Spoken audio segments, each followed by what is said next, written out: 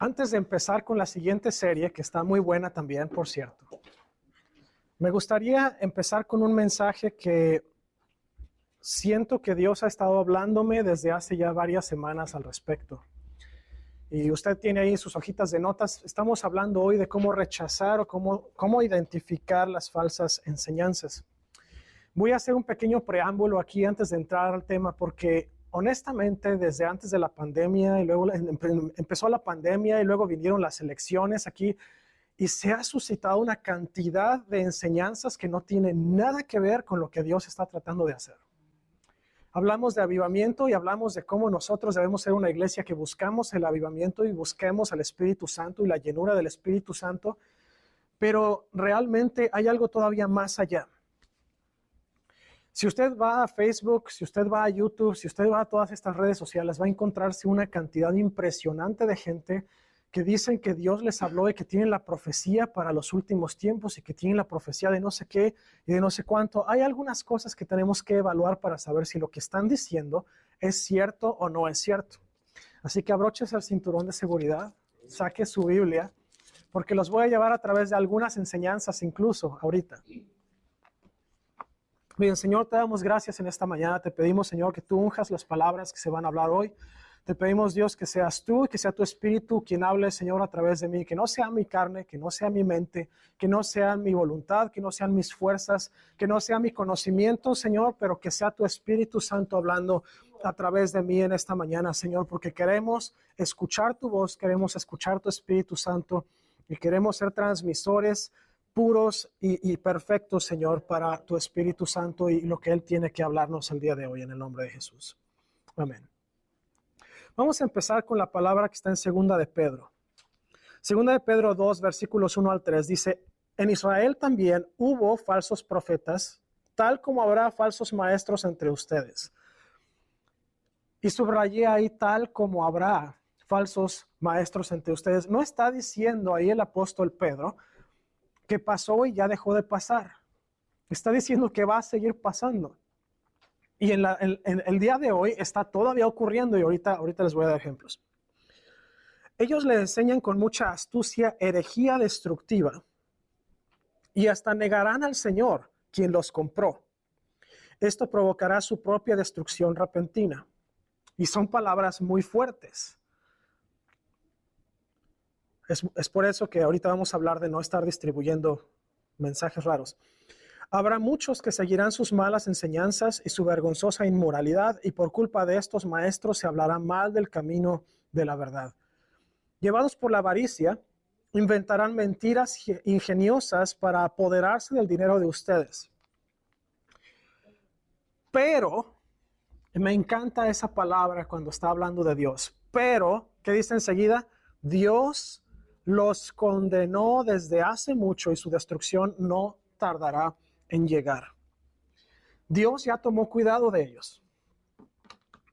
Lo único que tenemos que hacer es dejarlos hablar. Y ahorita vamos a entrar en tema. La iglesia primitiva, si usted lee el Nuevo Testamento, de hecho desde el Antiguo venía. Desde el Antiguo venía, y fíjese, no son necesariamente falsas enseñanzas, pero son insurrecciones extrañas en contra de Dios. Usted lee cuando el pueblo de Israel salió de Egipto, una de las más grandes revueltas que hubo fue por el agua de la roca, y fue por la comida del maná, y fue por la comida de las codornices y todo esto. Hay un punto muy interesante en el libro de Números donde habla de que esa chusma que salió junto con no, literalmente lo dice, la chusma que salió junto con el pueblo de Israel fueron los que empezaron la revuelta. Mira, nada más, estábamos mejor en Egipto, teníamos carne, teníamos agua, teníamos todo lo que necesitábamos. La Biblia misma dice que era chusma. Ahora, ¿quién era esta chusma? Eran extranjeros que se habían mezclado con el pueblo de Israel. Eran egipcios que se habían casado con la gente de Israel. Era gente probablemente de otras naciones que fueron esclavos en Egipto también y decidieron correr junto con los que estaban siendo liberados. Esos fueron los primeros, ese fue el principio. Bueno, pasó con Coré, que se revolvió también ahí, se sublevó y empezó a jalar gente junto con él. Y empezó el proceso, ¿no? ¿Por qué nada más Dios escucha a Moisés? ¿Por qué no también a nosotros? Etcétera. Y empezaron esas cuestiones de, sí, pues ¿Por qué Dios no escucha a las demás religiones del mundo? Nada más va a escucharlos a ustedes cristianos. Y empiezan las falsas enseñanzas desde entonces. Esa es una muy rudimentaria, pero ¿qué tal con los profetas? Pasó con Jeremías, pasó con Elías, pasó con Eliseo, pasó con tantos otros profetas. ¿No había siempre profetas falsos hablando mentiras? Siempre los hubo. ¿Y sabe qué? Los hay hoy en día. En el Nuevo Testamento fue todavía más claro, fue más evidente, porque Pablo lo trata en muchas de sus cartas. Pablo habla en muchas de sus cartas, vengo a hablarles sobre los falsos maestros, vengo a hablarles sobre los falsos profetas y tienen que cuidarse de ellos porque están empezando a confundirlos. Incluso les dice a los corintios, qué rápido ustedes olvidaron la fe que conocieron. No es que la olvidaran, es que hubo alguien que empezó a sembrar basurita ahí. Dios nos ha estado advirtiendo. No es algo que simplemente empezó a pasar. Dios empezó a advertir desde antes del tiempo. Jesús le dijo a los discípulos, habrá gente que se levante, habrá gente que hable mentira, habrá gente que enseñe mentira, que no enseñe la verdad. Los apóstoles nos dan algunas pautas para cómo determinar cuáles son enseñanzas falsas. Vamos a entrar directo al tema. ¿Cómo las identificamos?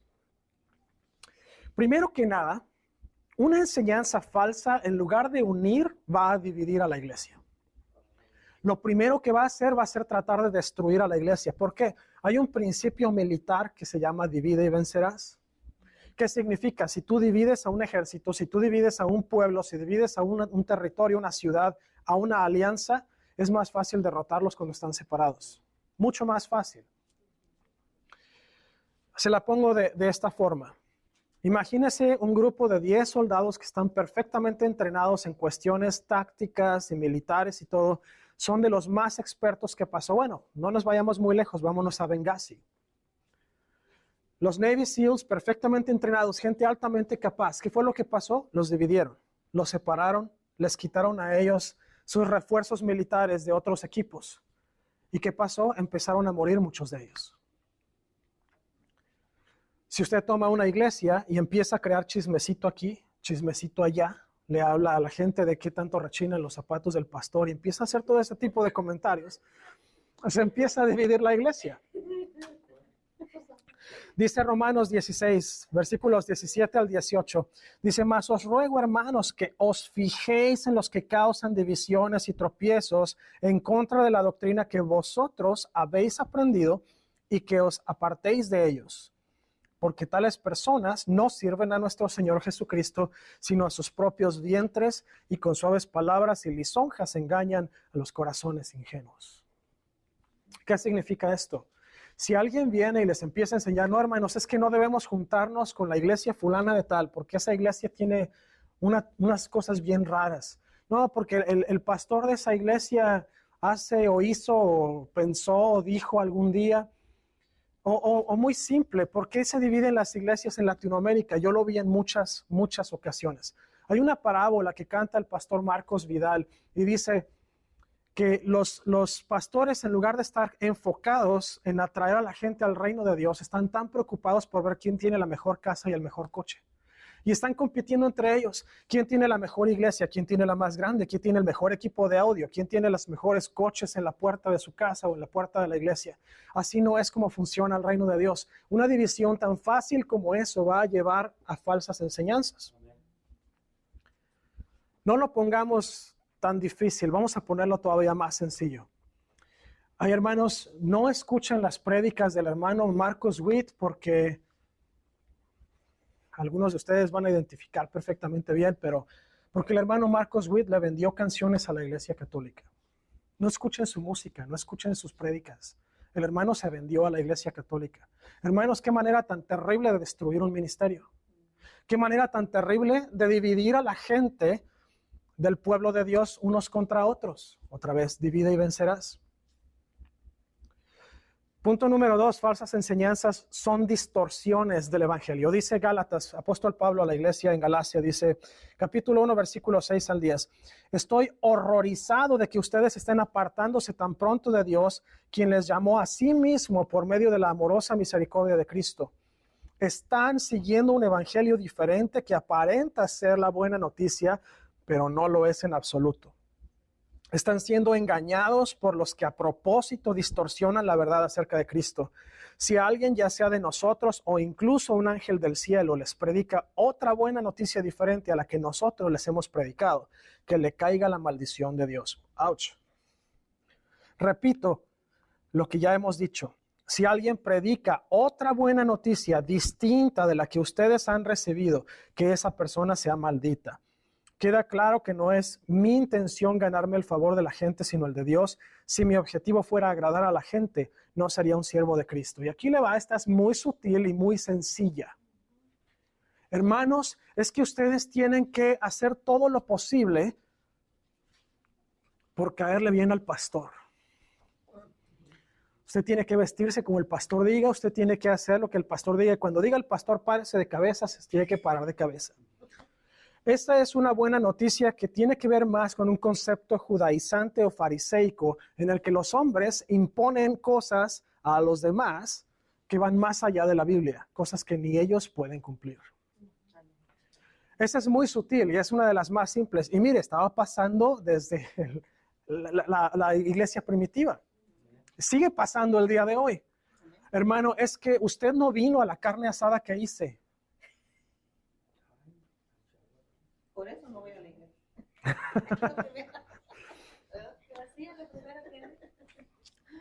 Estamos buscando caerle bien a la gente, ¿están de acuerdo?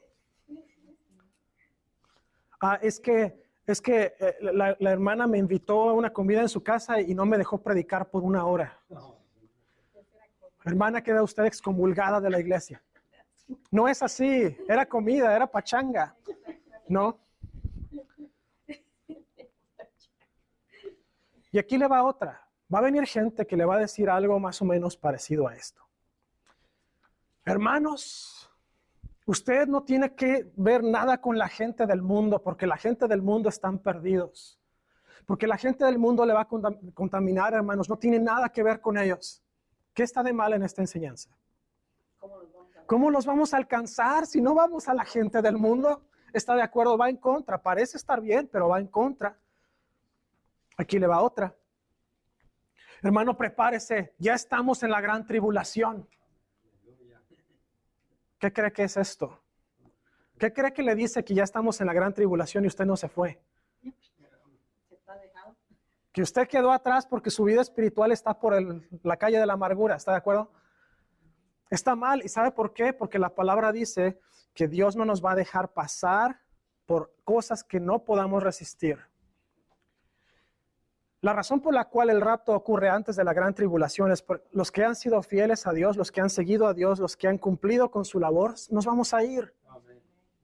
Los que se van a quedar en la gran tribulación van a tener 2 posibilidades. Una, seguir rechazando a Cristo o convertirse a Cristo para que pueda llegar al juicio final y salvarse.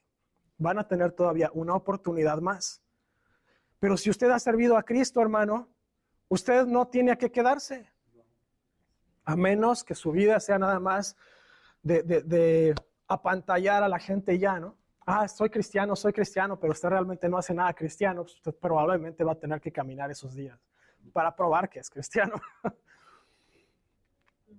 No se deje llevar. Es muy fácil en esta época decir, con la pandemia, y luego quedó el señor Biden, y luego pasó esto, y pasó el otro, y todo el mundo está tan preocupado. Hermanos, mire, si Cristo fuera a llegar, dice la palabra de Dios que ya nos hubiéramos dado cuenta que estaba aquí. Él va a arrebatar a su pueblo, viene la tribulación y después regresa con todos nosotros como su ejército. Más los ángeles. Venimos a partir cabezas del diablo y de sus secuaces. Estoy tratando de asegurarme que está funcionando todavía aquello.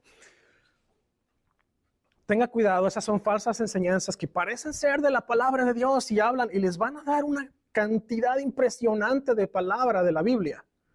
Pero ¿sabe qué? Están distorsionando la palabra ya desde el principio. porque es obvio, dice la palabra, que todo mundo lo va a ver cuando ocurra. Va a ser notorio. Imagínese, ¿cuántos miles o millones de cristianos alrededor del mundo se irían en el rapto? ¿No cree usted que quedarían bolas de ropa en lugares muy extraños, en tiendas, en centros comerciales, carros que de repente van sin conductor ya en la carretera saliendo del camino? Pasarían cosas así de extrañas. Nos hubiéramos dado cuenta, le faltarían familiares o faltaría usted.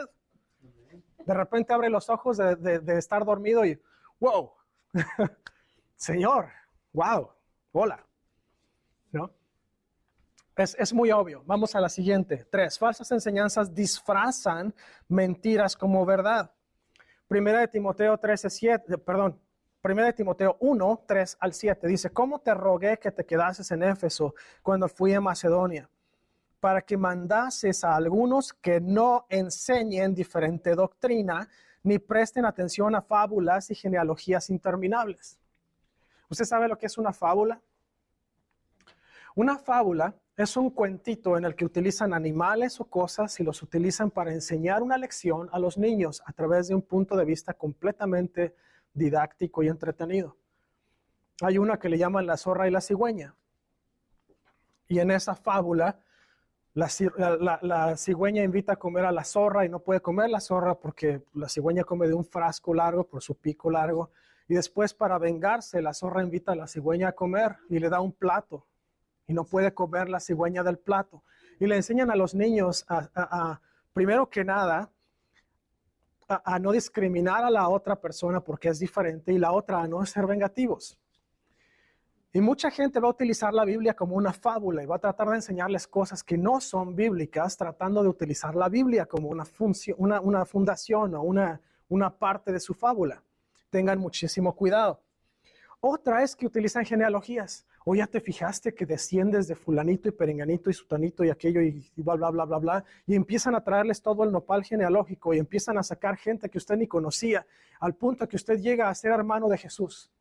Y le empiezan a predicar toda esta idea rara de que usted es descendiente, por lo tanto, María, su abuela, que también fue la mamá de Jesús, pero de otro papá, y termina usted siendo de la familia, y quién sabe cómo, termina usted siendo parte de los ángeles y no sé qué tanto más, y se convierte en una enseñanza toda extraña, toda lúgubre ahí, rara. Dice, continuando el versículo 4, dice que acarrean disputas más bien que edificación de Dios, que es por fe. Así te encargo ahora, pues el propósito de este mandamiento es el amor nacido de corazón limpio y de buena conciencia y de fe no fingida, de las cuales cosas, algunos, desviándose algunos, se apartan a vana palabrería, queriendo ser doctores de la ley sin entender ni lo que hablan, ni lo que afirman. Dice Proverbios que los necios, a su propia opinión, son sabios. Y una persona que está indocta, una persona que no está completamente instruida y enseñada y estudiada en la palabra de Dios, va a hacerle a usted pensar que es una persona bien sabia y ungida cuando realmente no tiene ni la más remota idea de lo que está hablando. No sé si ha escuchado usted a algunos pastores en línea. Yo no estoy en contra de pastores, yo no estoy en contra de ministros. Yo de hecho estoy en contra de dividir, en contra de ministerios. Pero hay gente que está dando prédicas y que está dando supuestas profecías en internet que no tienen ni sentido de lo que están diciendo. Unos de ellos sacan cosas tan raras que me quedo pensando, bueno, ¿esto lo meditaste mientras estabas coloreando revistas de monitos o cuando estabas durmiendo o cuando tuviste un coma por comer tanta comida? No sé de dónde lo sacaron porque la palabra no está. ¿Y saben qué? Ponen palabras en la boca de Dios que no tienen nada que ver. Me recuerda a aquellos profetas que decían, oh sí, vas a tener victoria y mira, aquí está el yugo y ¡puf! Nada. Y de repente llega el verdadero y dice, rompiste el de madera, aquí te va uno de hierro para que veas lo que es realmente, ¿verdad? Hay que ser muy cuidadosos con lo que escuchamos. Le voy a decir, ahorita vamos a entrar. Punto número 4. Las falsas enseñanzas son sensacionalistas. Aquí le va, ahorita le explico qué significa esa palabra. Judas 1, versículos 17 al 23. Pero vosotros, amados, tened memoria de las palabras que antes fueron dichas por los apóstoles de nuestro Señor Jesucristo. Los que decían, en el postrer tiempo habrá burladores que andarán según sus malvados deseos. Estos son los que causan divisiones, los sensuales, los que no tienen al Espíritu. Pero vosotros, amados, edificándoos sobre vuestra santísima fe, orando en el Espíritu Santo, conservados en el amor de Dios, esperando la misericordia de nuestro Señor Jesucristo para vida eterna. A algunos que dudan, convencedlos. A otros, salvad, arrebatándolos del fuego, y de otros tened misericordia con temor, aborreciendo aún la ropa contaminada por su carne. En la primera parte que subrayé dice, causan divisiones, y vienen los sensuales, pero los sensuales, sensualidad puede ser interpretada de dos formas. La primera en cuestión sexual. La segunda puede ser en cuestión sensacionalista. ¿Qué significa esto? Una persona sensacionalista es una persona que va a ponerle todo el fervor posible a sus palabras y va a hacerlo parecer tan grande y tan impresionante y tan misterioso. Les va a decir, hermanos, es que yo hoy recibí la palabra del Señor y me dijo que todos nosotros vamos a recibir paquetes del cielo con sándwiches de chorizo, hermanos. Y lo creemos en el nombre de Jesús. Y empiezan a llenar todo este vaso de pasión y de fervor, y usted se queda así, wow, ¿dónde empiezan a caer mis paquetes de sándwich de chorizo? ¿No? Y empieza a sacar usted canastas para ver si van a caer en el patio de su casa. Eso es su sensacionalismo. Es alguien que va a promover la duda de usted, va a promoverlo a creer algo diferente a través de emociones, a través de sensaciones, a través de pensamientos, de palabras.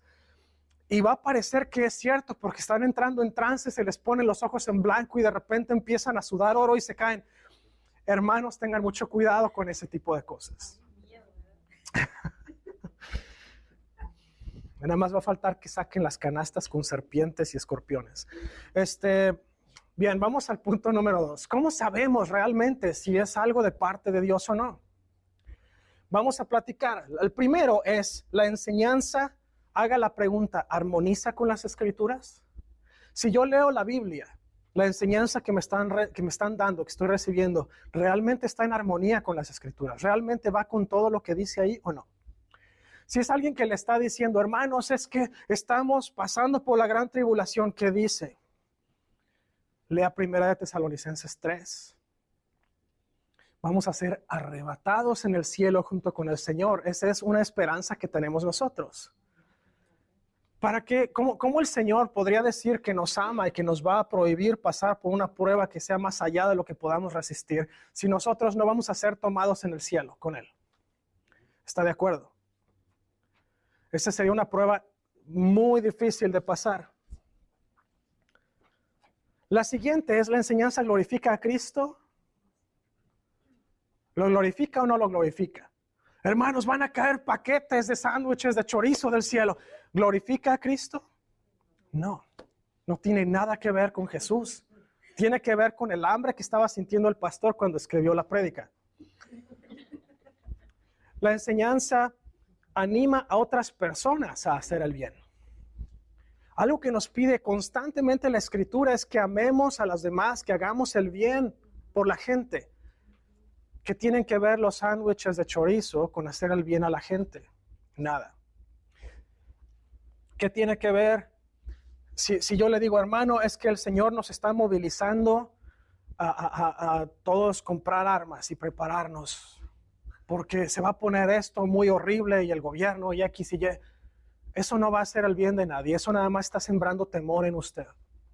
Una palabra que viene de parte de Dios jamás va a sembrar temor. Y voy a incluir esto, no está en sus notas, así que si lo quiere apuntar, apúntelo. ¿Cómo sabemos que una profecía viene de parte de Dios o no viene de parte de Dios? Fíjese muy bien en las profecías que vienen en el Antiguo Testamento y aún las del Nuevo Testamento. ¿Qué dice Jesús y qué dice Dios? Lo primero que dice es que dice, este es el pecado que cometiste, este fue el mal que hiciste, y por el mal que hiciste, esto es lo que va a ocurrir. Estas son las dos posibles consecuencias. Te vas a esclavitud y muerte, o te vas a salvación y vida.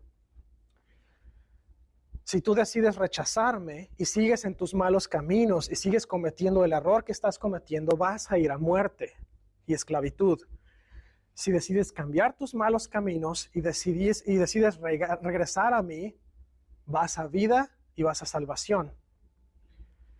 Si yo le profetizo hoy, hermanos, es que fulano de tal es la gran bestia y va a empezar a corretearnos por todo el mundo. ¿Dónde están las características? ¿Es algo que va con la palabra de Dios? A lo mejor encaja con Apocalipsis, pero no ha pasado nada de lo demás que tiene que pasar.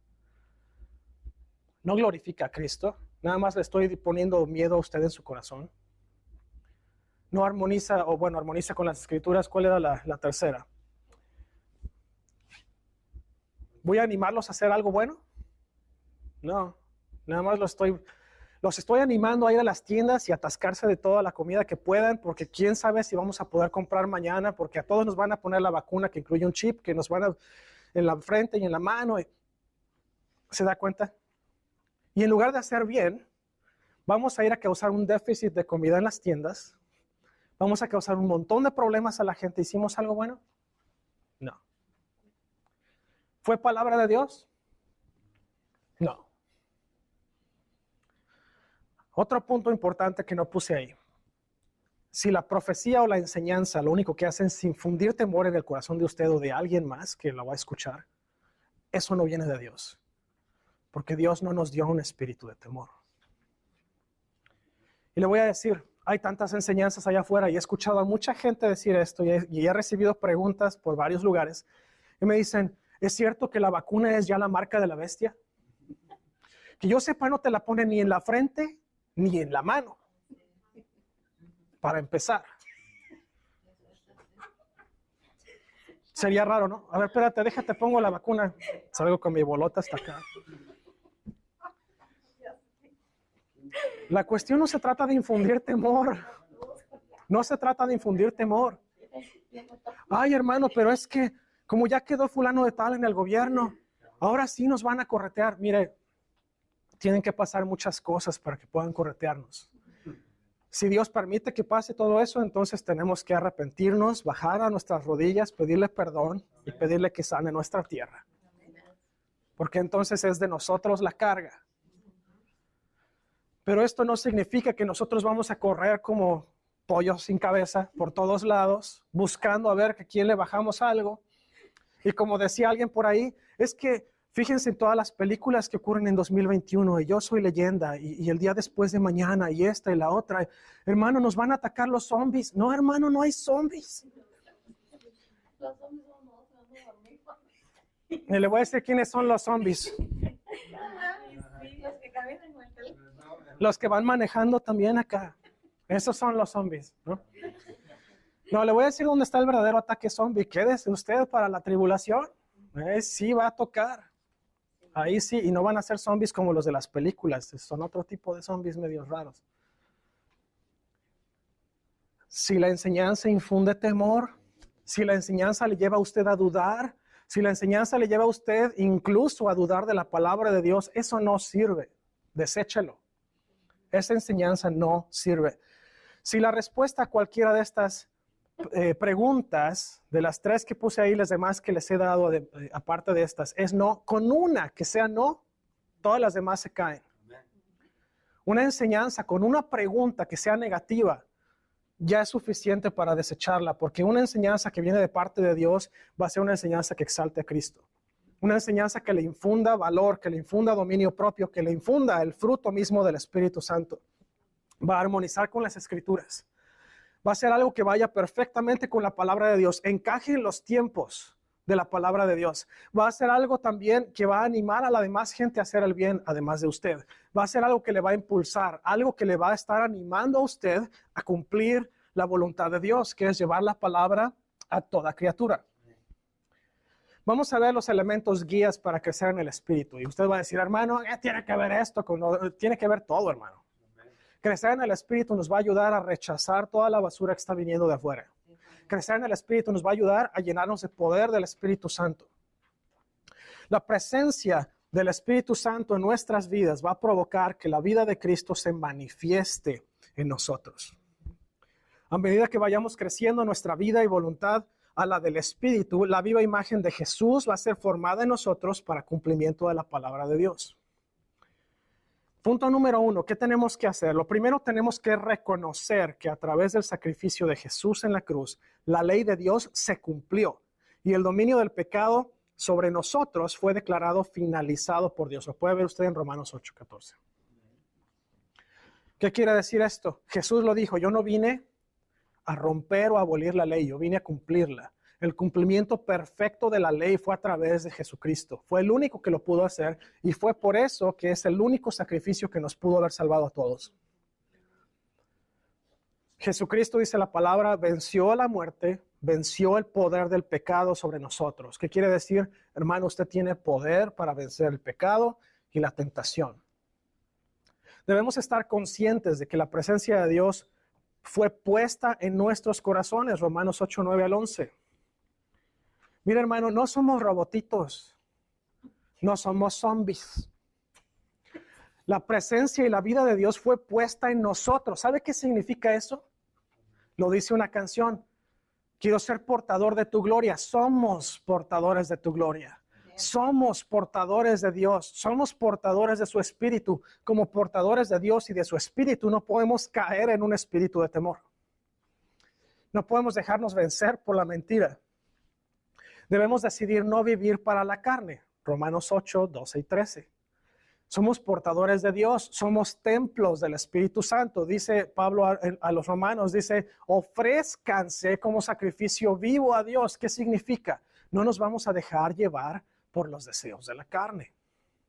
Simplemente no vamos a dejarnos llevar. Pero es que, hermano, una no es ninguna. Sí, hermano, pero si usted empieza por ahí va a terminar con un 6 o un 12 o un 24. Hermano, no. Hermano, fue nada más una mentirita blanca, hermano, una mentirita piadosa. Hermano, es una mentirita y una transgresión de la ley. Es transgresión de toda la ley. Ay, hermano, así de fuerte está la cosa. Una sola transgresión, dice la palabra de Dios, que es transgredir toda la ley. Debemos decidir vivir en el Espíritu. Romanos 8:14. ¿Qué significa vivir en el Espíritu? Vivir en el Espíritu significa estar buscando las cosas espirituales, las cosas de Dios, estar buscando hacer la voluntad de Dios. El Espíritu de Dios nos va a guiar si nos dejamos guiar. Ayer estaba compartiendo con otros hermanos en la escuela bíblica y una de las maestras hizo una pregunta excelente sobre la mesa. Dice, ¿qué significa vivir en el Espíritu Santo? Fue precisamente esta pregunta. ¿Qué significa vivir en el Espíritu Santo? Número 1, si usted tiene duda de qué significa, vivir en el Espíritu Santo significa estar haciendo la voluntad de Dios, porque el Espíritu no hace nada, ninguna otra cosa que no sea la voluntad de Dios. Número 1 es estar en comunión con Dios, leer la palabra, tener tiempo de oración. Segundo es tener tiempo de adoración. La alabanza y la adoración hacen que el enemigo se estremezca. Son lo que hace y dispone el corazón de usted para entrar a la presencia de Dios de una manera más fuerte y poderosa todavía. Y la última, pero no por lo mismo la menos importante, es lo que deberíamos estar haciendo, que es compartir la palabra de Dios con otras personas. Y eso significa venir y estar reunidos aquí nosotros, pero también significa llevarla allá afuera. Esa es la voluntad de Dios, que todos se salven. No todos le van a aceptar, pero no por eso les vamos a dejar de invitar. ¿Está de acuerdo? Están muy serios. Ustedes necesitan otro ejemplo como la vacuna, en la frente y en la mano. Debemos estar conscientes de que Dios nos ha adoptado como sus hijos y le podemos llamar Abba, que es la palabra aramea para padre. Mire, Efesios es muy claro.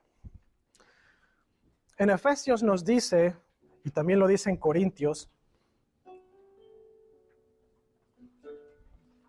dice que nosotros fuimos aceptados, que fuimos adoptados a la familia de Dios. ¿Sabe qué significa ser adoptado a la familia de Dios?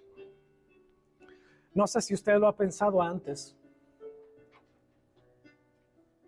pero cuando usted adopta a una persona, adopta a un niño, ese niño se vuelve parte esencial de su familia. Todas las cosas de usted pasan a ser también propiedad del niño. El nombre de usted, que es lo más importante, viene con su reputación, viene con su familia, viene con su historia. Pasa a ser parte de la historia del niño ahora. Todas las riquezas que usted acumule y también las deudas. Esperemos que sean solo riquezas y no deudas. Todo eso pasa a ser también parte de la fortuna o la propiedad del niño. ¿Y sabe qué? Usted y yo fuimos adoptados por Dios. ¿Sabe qué significa eso? El nombre de Dios, su reputación, su poder, su familia, toda su historia es ahora nuestra historia. Todo lo que Dios posee, señores, Dios fue el creador de todo el universo. Dios es dueño del oro y la plata, dice la palabra de Dios. Todo eso ahora le pertenece a usted y me pertenece a mí. Hermano, ¿por qué todavía tengo deudas? ¿Por qué el Señor está trabajando con usted todavía? O probablemente no se lo ha creído. Probablemente. Si usted ha vivido con deuda y quiere eliminar la deuda, podemos ayudarle. Hay formas de ayudarle a eliminarla. Pero ese no es el tema de hoy. Lo que tenemos que entender es que el hecho de que Dios nos compró con la sangre de su Hijo debería ser suficiente para que usted y yo viviéramos todo el tiempo con la felicidad, alegría y pasión que nos debería caracterizar hablándole a la gente de Cristo. ¿Por qué no nos ponemos de pie? Espero que no se oiga la música muy fuerte allá en Facebook, que luego sí pasa, que se oye muy fuerte. Vamos a orar al Señor y yo tengo dos llamados. El primero es si usted nos está viendo, está aquí presente o está del otro lado de la cámara y usted jamás ha rendido su vida a Cristo, hoy es el día. ¿Qué significa esto de rendir mi vida a Cristo? ¿Me voy a volver aburrido? No. De hecho, quiero darle por ahí un ejemplo. La primera vez o la segunda vez que Jesús manifiesta su poder a través de un milagro fue en una fiesta de una boda. ¿Y sabe qué? La parte más interesante de esto es que las bodas no eran como las de ahora que duran medio día, una tarde y ya. Esas duraban semanas. Y Jesús no nada más hizo el milagro, pero el milagro que hizo fue uno de los mejores de antes de su ministerio. Extravagante, así como los peces cuando ayudó a Pedro a pescar. Extravagante la cantidad de vino en esa boda. Jesús hizo un trabajo impresionante. Jesús es divertido. A Jesús le gustaba andar en fiestas. De hecho, antes de Jesús, Dios instituyó fiestas anuales para el pueblo, en las que dejaban de trabajar, se dedicaban solamente a Dios. ¿Por qué? Porque Dios no quiere que seamos gente aburrida. ¿Cómo vamos a reflejar el gozo del Señor? No, hermano, yo no voy a ir a los 15 años. Ay, papi, No, es que yo ya no voy a fiestas, hermano, porque mejor voy a ayunar y a orar por ustedes todo ese día. se perdió. Hermano, vaya a la fiesta, diviértase. Hay formas de divertirse sin necesidad de todo lo que el mundo incluye en las pachangas. Como yo lo decía en alguna otra prédica, usted tiene permitido bailar mientras no sea en un poste. Usted tiene permitido bailar, nada más no haga los bailes sensuales que hace el mundo. Hay formas hermosas de bailar. Bueno, ¿quiere darse una idea de cómo bailaban los judíos? Chéquese la serie de Chosen, por ahí del episodio 5. Está en la boda de Caná, precisamente. Vea cómo bailaban. Era gente jovial, gente que estaba bailando todo el tiempo, que estaba echando su relajo y estaba festejando. ¿Por qué? Porque Dios no nos quitó ese beneficio. Lo aumentó con Cristo. Así que si usted piensa que por ser cristiano va a ser aburrido, olvídese de eso. Si usted es parte de OFE Hispano, vamos a tener comida una vez al mes aquí, por lo menos. Y nos vamos a divertir, porque así es. Somos gente divertida. La otra significa que usted ya no va a ceder su vida a cosas pecaminosas. ¿Qué significa? Si usted no sé, si usted toma, si usted fuma, si usted utiliza drogas o va a lugares para adultos nada más, eso lo va a tener que poco a poco ir dejando, porque eso no está bien. A menos que el Señor le llame a dejarlo de tajo, entonces, esa es otra cosa. El Señor lo hace con algunas personas, no de quitárselos de tajo, no lo hace con todos. Es un cambio gradual, la salvación es un proceso inmediato, pero también es un proceso gradual. Igual la santidad. Así que si usted jamás ha recibido al Señor en su corazón, hoy es el día para hacerlo. Cierre sus ojos ahí, si usted no va manejando, si va manejando no lo cierre. Nada más concéntrese y repita conmigo estas palabras. Señor Jesús, te doy gracias por el sacrificio de la cruz. Te pido hoy perdón por mis pecados. Te pido, Señor, que entres en mi vida y me hagas una nueva creación. Te confieso hoy como mi único Señor y Salvador y reconozco que tú fuiste levantado de la muerte con poder. Eres el único Dios verdadero. Te amo, Señor. Te entrego mi vida en el nombre de Jesús. Amén. Si usted hizo esta oración conmigo, le invito a que me busque a través de facebook.com/ofa.hispano. Vaya al botón de WhatsApp, mándenme un WhatsApp, déjeme saber que usted tomó esta decisión. Me gustaría decirle qué sigue después de orar esta oración. Si usted está conmigo hoy, le gustaría redirigir su vida a Cristo para dos cosas. La primera es para poder identificar y rechazar enseñanzas y profecías falsas. Y la segunda es, si usted todavía no vive conforme al Espíritu, hoy nos podemos rededicar para eso. Cierre sus ojos.